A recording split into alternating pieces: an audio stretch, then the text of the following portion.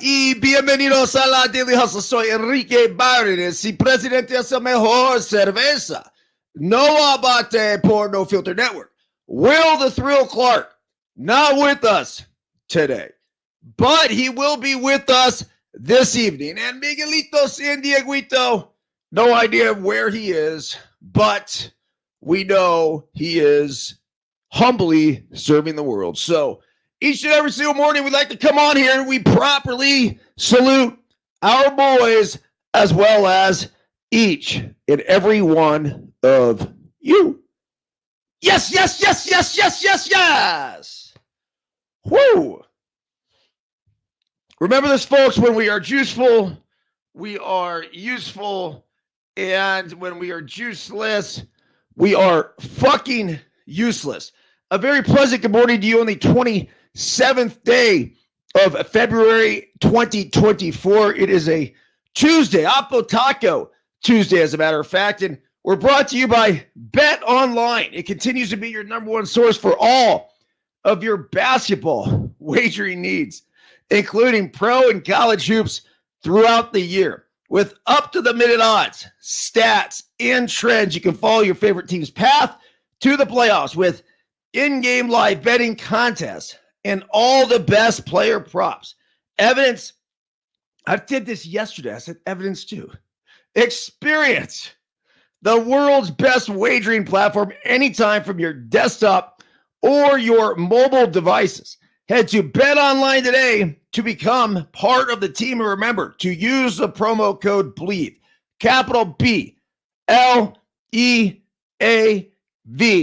to get 50% off your first deposit. Bet Online, where the game starts. And let's not forget about our guy Jory over at Verge. Hold tight, man. I got to get myself a freshie. This is cannabis. This is lemon. This is honey. It is goodness rolled into one tiny little shot that will fire up your day. It is not a quick sugar high. It's a sustained little, I don't know, pleasant high that you'll get throughout the entirety. So cheers to our guy Jory. Go to tryverge.com. I'm pretty sure there's a promo code. I know there is. Golly, I forget it. I think it's Let Them Play 10 or LTP 10, but this is really something special that I get to have in my life. And then lastly here, let's not forget the Let Them Play book, a parenting and coaching guide to youth sports. Go to ericburns.com to pick up your copy. They are back on Amazon. For whatever reason, it says like they're a month out. I don't think that's the case. I don't, again, but the safest way to get them, the easiest way to get them, to get the best packaging, just go to ericburns.com. Amanda will get the order out there in Alpine, and she will fire it your way. So very relevant. As a matter of fact, I'm going on Mad Dog Sports here shortly with my guy, Cody Decker. And the reason why all of a sudden this book and say all of the lessons that are in here are at the forefront of relevancy is because some fucking idiots out wherever they were decided to jump Cam Newton at this 7-on-7 football event. Just ridiculous to think that youth sports has gotten to this level. And here's Cam donating his time, effort, energy, doing everything he can to give back to the community. And he gets treated with blatant disrespect. It's just bullshit. So here are 22 player codes of conduct. Let's go over exactly what happened. Look, I saw the video and I heard Matt Leinert's rant on it, which I thought was fantastic. So I can't tell you everything that led up to this. And not to say, I don't want to say, look, whether Cam Innocent's innocent, guilty, like whatever. As a coach and as a parent, you have a responsibility to do everything in your power to not let it get to this point. Now, sometimes there's just simply nothing you can do, and you have to fight to defend yourself. But leading up to that, you have to recognize the red flags that are happening as you see these people losing their fucking mind. Coaches, parents are not rational in youth sports. I deal with it every single weekend. So knowing this, knowing that these coaches and parents and players even lose their minds, you just have to be a little extra cautious. We got followed out of a stadium in West Covina by a dad that was pissed because I ran out onto the field to check out to see if our player was okay who got stung by a bee. So he starts screaming at me to get off the field. He thought I was trying to delay the time or whatever. And eventually he just kept going and they kicked him out and literally was like waiting out there for us. And they don't get it.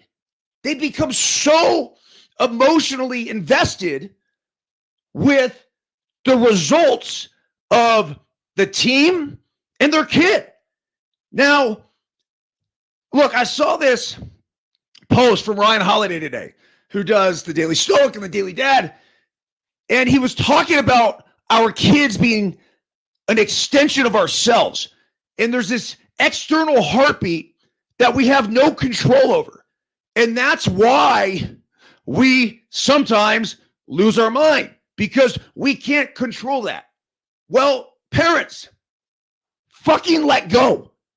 Understand that, yeah, did you create that kid and have something to do with the creation? Of course. But your kid's your kid. And it's not you. You've already had your moment in the sun. You already had your opportunity to play your sport. It's fucking over. So whether or not your kid succeeds and becomes the next Tom Brady or Aaron Judge, LeBron James, it's not up to you. It's up to the kid. So get your fucking ego out of it. Completely remove yourself. Pick up a copy of the Let Them Play Parenting and Coaching Guide to Youth Sports. And you know what? Charge on forward, because your kids need you. It's important. There's parents each and every single day fucking it up completely for their children. And it's awful. So, look, I'm going to give you the article right now. Let's just start with this. It says, brawl involving Cam Newton, another reminder that adults too often ruin youth sports. Cam Newton through the years, from Heisman to the Super Bowl. All right. It says, let the coaches coach. Let the players play. You are a cheerleader. I have seen a number of similar reminders of perspective over the years while watching my own sons play their games. The message brings to light what has become a national narrative of spectators, namely parents, behaving badly at their kids' sporting events.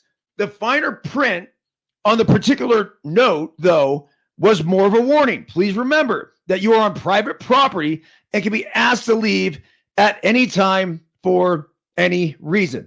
Former NFL quarterback Cam Newton and some other youth coaches in Atlanta weren't just asked to leave a football event last weekend when they got into a startling and frightening melee.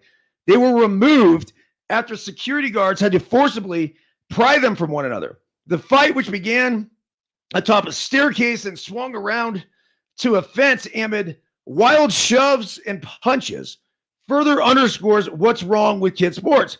We know parents can be overbearing and even physically and verbally abusive towards coaches and officials. But this narrative isn't just about parents. It's about all the adults who are ruining youth sports for our children. So true. Adults such as Newton, who runs a youth sports organization, brawl with each other in front of parents and kids. Adult coach kids, but feel they're facing off against each other. Or they sit in the stands across from one another and feel their egos are on the line. Adults monetize these same kids with their so-called select or elite pay-to-play teams. Okay, let's start here because that is the problem. It is the egos of the parents who feel that it's me against you, when in reality, it's the kids against the kids. This isn't a coach playing against coach thing. Sure, you could get some advantages by coaching the right way. But what happens is that, let's just say you have a parent out there of the pitcher and a parent of a hitter. Oftentimes these parents look at it as if it's the two of them facing off in this pitcher-batter matchup. Well, in reality, it's not. And also in reality, the kids give a lot less fucks about it than the parents do. It's incredible. Have you ever noticed how easily a kid will get over a bad game? It's like they're in the car on the way home and you're the parent and all you can think about is, man, like, why did little Johnny swing at that 2-2 curveball in the dirt and this and that? And you're like, hey, little Johnny, so, about that 2-2 curveball.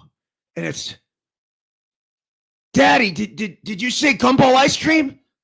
Like, they get over it. We as parents don't. And this is a problem. We have to learn how to be respectful human beings. And these outbursts, no matter whose fault they are, they're just unacceptable. They are 1,000% unacceptable. Yes, I feel for Cam Newton. I don't think he would be the initiator in anything like this. But you have to understand, this is a guy that, hold on a second. This is a guy that is donating his time, has been to the highest level. He doesn't have to do this shit. He made enough money where he could ride off into the sunset. Well, he also has to understand there's egos involved and that everybody's going to be gunning for him. I get it. I'm the same way. Now, did I have the same sort of career that Cam Newton? No, not necessarily. Obviously walked very different paths and, made my own name in my own way. But at the same time, we're two recognizable sort of figures. And what's going to happen when you have, Joey fucking JV who got cut from his junior college team, and this is his world, to be able to take down a former big leaguer or a former guy that played in the NFL, that becomes everything to these guys. And so the bottom line is that they care about it. I would say so much more. I care about it too. I don't think it's a care issue, but they don't know how to, let's say, structure their care in the proper way and use their passion, energy, effort for the benefit of the team, the organization, and the kids. That's what you want. That's what this entire book is about. The whole thing is about putting kids and coaches and parents in a position to succeed. That's it. This isn't hard. And I understand that emotions really, really take a toll in these sort of things, but you got to figure out a way to remove yourself. Just become a fan. Sit back. Keep your mouth shut. I'll go over the 22 parent codes of conduct in a second. I want to get through the rest of this article. It says sports officials fear for their safety at youth sporting events. I spoke to Nelson last year for a story about how unruly spectator behavior, most notably parents, has created national shortage in sports officials. He wasn't even talking about physical violence that we have seen at some of the youth sports events. Sunday's brawl involved the 34-year-old Newton and at least two other coaches. Those coaches were from TSP, Top Shelf Performance, a national 18U 7-on-7 football program. A source told The Athletic at the end of one video of the fight, as noted by the Sporting News, Newton yells to someone, "I got something for you," off camera, implying more violence. Violence inflicted by adults at youth sporting events sadly isn't new. Among many others, there are stories of disgruntled parents throwing punches at sports officials in Florida, Indiana, Mississippi, and California. I mean, we've seen this several times. Even guns have come into play. In the summer of 2022, the brother of former NFL quarterback Aqib Talib pled guilty to the murder of an opposing coach during a horrifying incident in Texas. Last October in St. Louis, a youth football coach of 9 and 10-year-olds was shot 4 times by a parent apparently upset with the coach's use of his son on the team. Thankfully, the coach survived. When I read about such incidents, my mind goes to the spring of 2022 when my then 14-year-old son was about to play a baseball doubleheader in Northern Virginia. The games were canceled because there was a shooting on the sidelines of a youth flag football game at a nearby school amid a dispute, yes, between adults. Our worst qualities and those of society are coming out as we watch kids play games. They're stealing the moment away from children, said Brian Barlow, a soccer official interviewed for HBO Sports documentary on violence against referees. 2 lacrosse referees in New Jersey I interviewed last year said they feared for their safety while walking to their cars after games amid unruly spectators. Quote, "I've been lucky so far with no physical assault, but I'm cautious in engaging after the contest. Would much prefer not to." I mean, geez. In a survey of 36,000 sports officials conducted by National Association of Sports Officials last year, 50% of the, men and women from all levels of sports who responded said they have felt unsafe doing their jobs. Nearly 50% of the officials polled in the NASO survey said sportsmanship was worse at the youth competitive level. Ugh. That's just embarrassing. There's no other way to put it. It's a complete and total fucking embarrassment. And it's sad because we're going to lose these youth coaches. We're going to lose youth officials to the point where they're going to have a really hard time fielding teams. I'm serious. I think the only reason why it's going to survive is the parents. There's not enough money in this youth game to take the abuse, say, from parents on your own team, plus parents on other teams, plus dealing with the officials and the officials getting lambasted by parents. It's not worth it. Eventually, these people are just going to walk away from it. So I bring up the Let Them Play 22 parent codes of conduct. Let's start right here. Number 1, get your kids to practice in games on time. Just as the number 1 rule for the kids is to show up, it is the job of the parents to make sure they are there and on time. Number 2, make sure kids are properly equipped. I get it. The equipment these days can be expensive and plentiful. Find friends with kids who have played the sport, and there's a good chance that hand-me-downs will be available. Playing against sports is always a great option for valuable used equipment at cheap prices. As a parent, go over a uniform check from the ground up before leaving the house. Shoes, socks, sliding shorts, pants, belt, sleeves, jersey, batting gloves, hat, bat, glove. Also, make sure your player has access to a water bottle as well as proper nutrition throughout the game. Number 3, show up.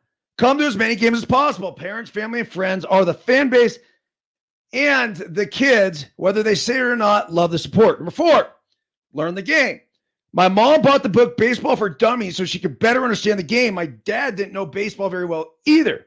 So instead of pretending to have all the answers, he simply asked a ton of questions. I couldn't have wished for a more loving and supportive parents. My dad would also listen to the game on the radio as he would sit there and watch me play. It's awesome. Number 5, Ask questions. Mark Twain once said, it's not what we don't know that hurts us, but rather it's what we know for sure that just ain't so. Even if we have a ton of experience in the game, it's imperative that we understand that the sport and techniques within the sport are constantly evolving. It's okay to have opinions, but always remember to tactfully and tastefully give them with full understanding that there's a good chance that it will go in one ear and out the other. A much better strategy is to consistently ask questions, listen, and then respond with encouragement that seems to fit both of your narratives.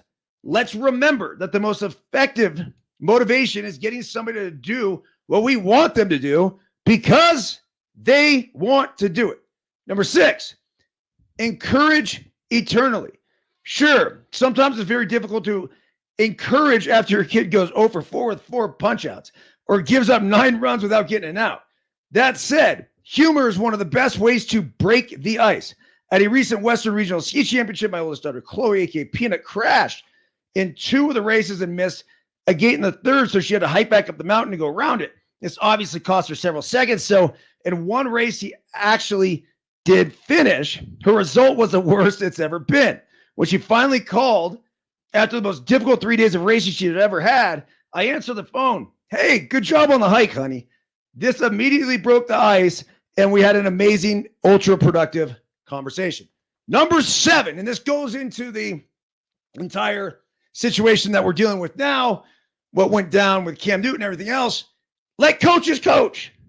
It sure is easy to coach from the stands, isn't it? For the most part, youth coaches are volunteers willing to spend their free time coaching our kids. Whether or not we agree with the decisions they may or may not make throughout the game, it's irrelevant to the fact that we should eternally be grateful for their service. Let them coach. Number 8, never condemn your kid or other players. Coach, won't you shouldn't. Don't condemn your kids or anyone else's before, during, or after the game. Number 9 here, I love this one. 24-hour rule. If you're upset with your kid, any other kids, or the coaches, give it 24 hours to let emotions settle before having any sort of conversation. This generally will allow for a civilized, productive conversation as opposed to an emotionally charged, irrational altercation that will never end up well. Number 10, support extra work. Hit 3 days a week, take him to the gym, pull up videos, support the extra outside of practice.